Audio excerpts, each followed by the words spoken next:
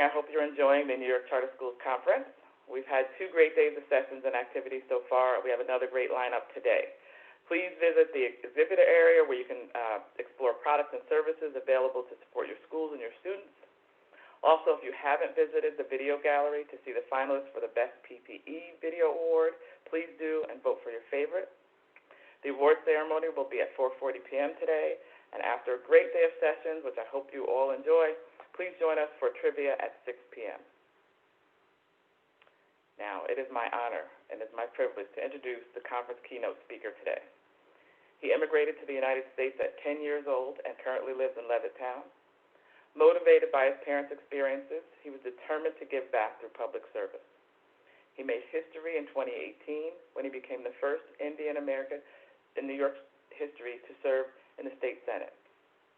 His public service is rooted in his belief that all New Yorkers should have the opportunity to pursue the American dream, further their education, participate in our economy, and shape our democracy.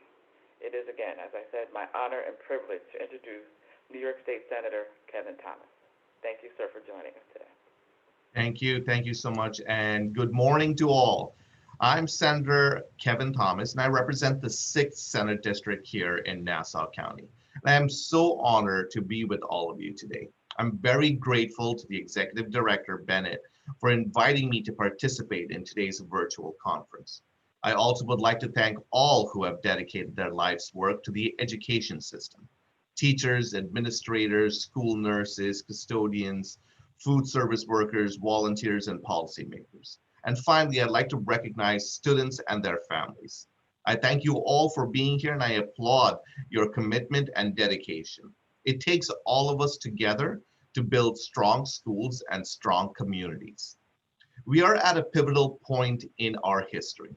The COVID-19 pandemic has transformed our world and the way we do things. The education sector is facing challenges that were unthinkable just 7 months ago. But as we like to say in government, in every challenge lives a greater opportunity. Education has had a powerful impact on my life and the life of my family.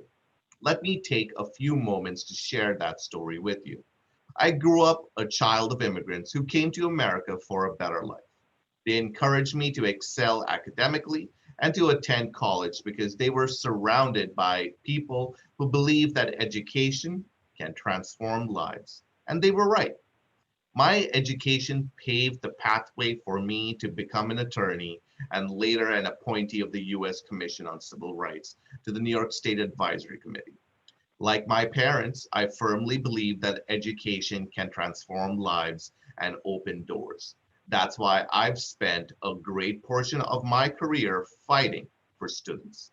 My experience defending student loan borrowers from predatory lenders is what motivated me to run for office. In 2018, I made history by becoming the first Indian American to serve in the New York State Senate. Before I was elected to serve in the state Senate, I served also on the board of trustees at Merrick Academy Charter School in Queens. During my time on the board, I learned a great deal about leadership. Good leadership is essential for success in any field. But when we think about leadership, especially in the political sense, we often imagine something like a politician speaking to a big group of people. I know, I'm technically doing it now, just virtually, but hear me out. Leadership, especially good leadership, is all about listening. You can't be a good leader if you don't listen. You can't be a successful public official if you don't listen to your constituents. You can't run a successful school if you don't listen to the needs of your students, faculty, and staff, especially now. That is one of the single most important lessons I've learned in my life, and it's something I rely on every day as a senator. My top priority since I was elected was to make sure I'm available to every single one of my constituents. My office never turns down a meeting, no matter how minor the issue. As a result, constituents feel comfortable telling me what's important to them and what they need. Because I listened, I was able to pass legislation to help a struggling local school district that had been ignored for decades under the previous administration.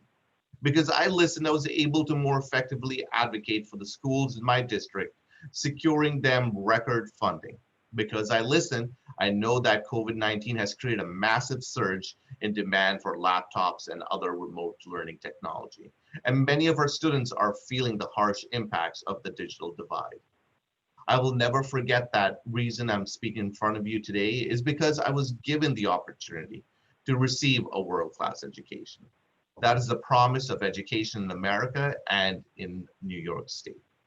That no matter what we look like, where we come from, or who our parents are, each of us should have the opportunity to fulfill our God-given potential. At this defining moment in our history, our children have never needed that chance more. COVID-19 is unlike anything we have experienced in recent history. Almost overnight, the pandemic has forced us to rethink traditional learning in a school setting. Not only are students' lives being disrupted at school, they're being disrupted at home too. Their families have lost jobs, incomes, even loved ones.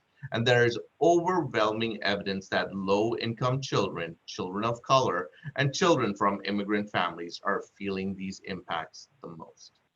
Now more than ever, our students need us to be there for them. As leaders, now more than ever, our students need us to listen. That brings me back to something I said earlier. In every challenge lives a greater opportunity. Major crises provide unique opportunities for us to rethink the status quo, to innovate. This is an opportunity to address structural changes within the education system and invest in new approaches that create a culture of empowered, self-directed learning and responsibility. This is the time to embrace more change, more choices, and more innovation. This is the time to be creative in networking and partnerships with community organizations and government leaders. This is the time to identify inequities and create the infrastructure needed to solve them. And most importantly, this is the time to listen. And that's exactly why we're here at today's conference, to listen and learn from one another. It's going to take all of us together to rise to the incredible challenges of our time and build stronger, more equitable, more resilient schools. Our children and our future depend on it. Thank you and God bless you. And God bless you for all that you do for New York students.